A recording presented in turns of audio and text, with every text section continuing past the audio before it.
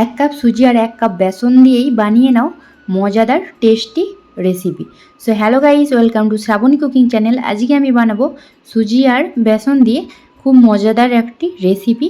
তো এটা সকালে বা বিকেলের নাস্তায় তোমরা অবশ্যই খেতে পারো বা বাচ্চাদেরকেও বানিয়ে দিতে পারো।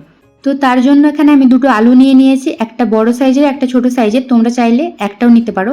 তো এটা এখন আমি গ্রেটার দিয়ে ভালো করে গ্রেট করে নেব। একবারে আলুগুলো ঝিরিঝিরি করে কুচি হচ্ছে, দেখো এইভাবে সুন্দর করে দুটি আলুই আমি কেটে নিচ্ছি ভালোভাবে। তো দেখো আলুগুলো কত সুন্দর ঝিরিঝিরি হয়ে কাটা হয়েছে, একদম পাতলা শুরু হয়েছে, সব থেকে ছোটো দিক দিয়ে কেটেছি। তো আলুটা এখন ধুয়ে ভালো করে পরিষ্কার করে আমি দিয়ে দিলাম 1 বাটি সুজি আর হাফ বাটি বেসন। আর বলে রাখি, আলুটা দেওয়ার আগে আলুর জলটা ভালো করে ঝরিয়ে নেবে। পরিমাণ মতো জল দিয়ে দিলাম। আর এটা এখন ভালো করে চামচ দিয়ে মিক্স করে নেব, যাতে করে ব্যাটারটার মধ্যে বেসন বা সুজি কোনোটাই না ডালা বাকিয়ে থাকে। চামচ দিয়ে ভালো করে সুন্দর করে মিক্স করতে হবে। তোমরা চাইলে কাঁটা চামচ দিয়েও মিক্স করে নিতে পারো। এইভাবে দেখো সুন্দর করে আমি মিক্স করে নিয়েছি। খুব বেশি পাতলাও হবে না, আবার খুব বেশি ঘনও হবে না। তো সুজি, আলু আর বেসনের ব্যাটারটা ভালো করে মিক্স করে নিয়েছি। এতে এখন কিছু গুঁড়ো মশলা অ্যাড করব। দিয়ে দিলাম 1 চামচ চাট মশলা, 1 চামচ জিরে গুঁড়ো আর শুকনো লঙ্কা ভালো করে গুঁড়িয়ে দিয়ে দিলাম দুটো, আর দিয়ে দিলাম 1 চামচ গরম মশলা।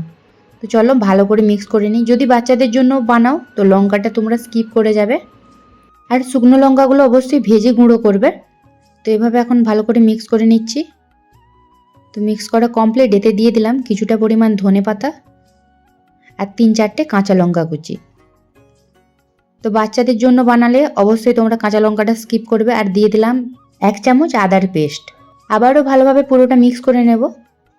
এভাবে চামচ দিয়ে আবার এটাকে মিক্স করে নিচ্ছি। তো পুরো মিক্স করার পর এখন দিয়ে দেব আমি লবণ। তো 2 ধরনের আমি সল্ট ইউজ করব। দিয়ে দিলাম টাটা সল্ট আর এটা দিলাম হিমালয়ার পিঙ্ক সল্ট। এই সল্টটা দেওয়ার কারণে স্বাদটা আরও একটু বেটার আসবে। তোমরা চাইলে নাও দিতে পারো, কারণ এটা সবসময় বাড়িতে অ্যাভেলেবেল থাকে না সবাইয়ের। ওটা ছাড়াও এটা রেডি করে নিতে পারবে।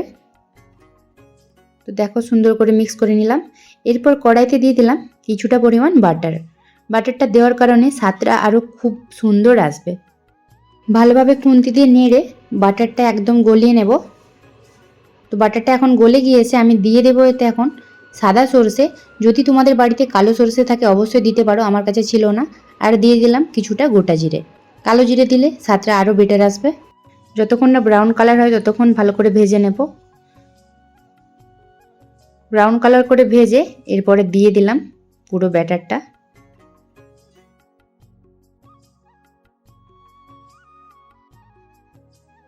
গ্যাসের ফ্লেম একদম লো করে এটাকে এখন ভালো করে ঘন করে নেব। আর এভাবে নেড়ে যেতে হবে সমানে, নাহলে নিচে লেগে যাওয়ার সম্ভাবনা থাকে। দেখো ব্যাটারটা কতটা ঘন হয়ে গিয়েছে আমার। একদম এইভাবে ঘন করে ব্যাটারটা রেডি করতে হবে। চলো এটা এখন রেডি। এরপরে একটা থালা নিয়েছি আর ওতে একটু রিফাইন অয়েল দিয়ে ভালো করে আমি সাইডগুলোতে মাখিয়ে নিচ্ছি এভাবে হাত দিয়ে। চারিদিকে সুন্দর করে এবারে তেলটা মাখিয়ে নিলাম।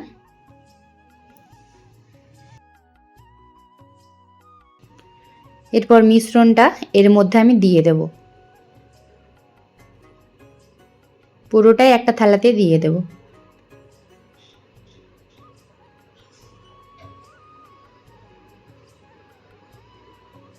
এভাবে দেওয়ার পর খুন্তি দিয়ে ভালো করে সুন্দর করে চারিদিকে সাজিয়ে নেব এক লেভেল করে। তো দেখো এইভাবে পুরো থালাটা ভর্তি করে নিয়েছি একইভাবে। আর এটা এখন আমি রেখে দেবো 20 মিনিটের জন্য রুম টেম্পারেচারে।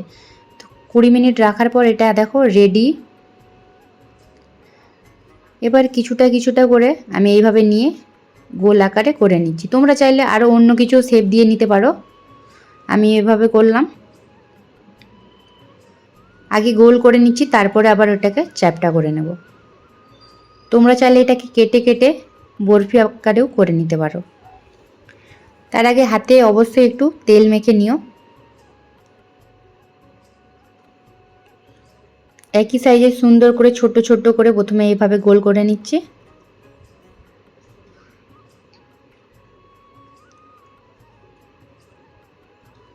তো দেখো এইভাবে সবগুলোকে গোল করে নিলাম প্রথমে। এইবারে দু হাতে প্রেস করে এটাকে চ্যাপ্টা আকারে করে নিলাম। এই দেখো এইভাবে সুন্দর করে এভাবে চ্যাপ্টা করে নিচ্ছি দু হাতে চাপ দিয়ে। তো এইভাবে সবগুলো এরকম করে রেডি করে নিলাম। জাস্ট একটু দু হাতে চেপে ধরবে আর এরকম হয়ে যাবে। সবগুলো আমার এখন রেডি। তো চলো নেক্সট এরপরে কড়াইতে তেল গরম হয়ে যাওয়ার পরে গ্যাসের ফ্লেমটা একদম লো করে এগুলো এখন ফ্রাই করে নেব। তেলটা ভালো করে হিট করে গ্যাসের ফ্লেমটা একদম লো করে দিতে হবে, যাতে করে ভেতরটাও সুন্দর করে ভাজা হয়, নাহলে কিন্তু ভেতরটা কাঁচা রয়ে যাওয়ার সম্ভাবনা থাকে। তো সবগুলো একসাথে আমি এভাবে দিয়ে দেব। তেলটা একটু বেশি পরিমাণে রেখেছি, কিন্তু তেল এতটা আমার লাগবে না। তো এক সাইড ভাজা হয়ে গিয়েছে, আমি উল্টে নিচ্ছি এখন। এইভাবে দেখো সবগুলোকে উল্টে নিলাম।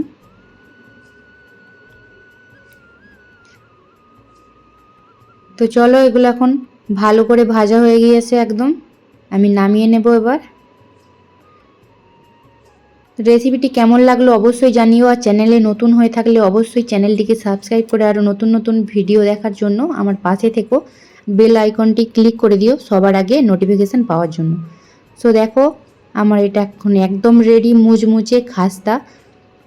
সকাল বা বিকেলের নাস্তায় তোমরা অবশ্যই এটা খেতে পারো, কম খরচে, কম তেলে, কম সময়ে।